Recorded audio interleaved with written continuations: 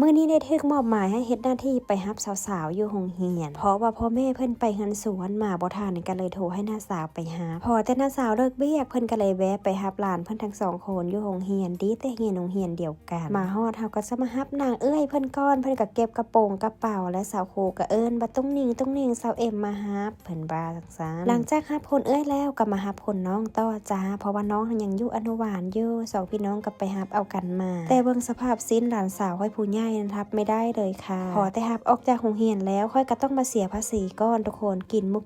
กึบอาหารการกินมีกินยาหลังจากซื้อเครื่องซื้อของแล้วก็ยังบ่ได้กลับเฮือนได้เพราะว่าน้าสาวเพิ่นค่าเรียนภาษาเวียดตอน 5 โมงไปหา 7 โมงและพ่อแม่เพิ่นก็ยังบ่ทันมาน้าสาวก็เลยต้องเอามาเรียนนำซะเอามาให้นั่งเผานั่งทาอยู่หน้าห้องนี่แหละซื้ออาหารการกินมาให้แล้วก็พอตกแรงมาก็ประมาณ 6 โมงแม่เพิ่นก็มาแวะรับเอาสองสาวก็นั่งดิ้นนั่งกินอยู่ทางหน้าโรงเรียนนั้นน้าสาวก็เรียนหนังสือพอแต่ฮอดโมงฮอดยามแม่เพิ่นก็มารับเอาแล้วจ้า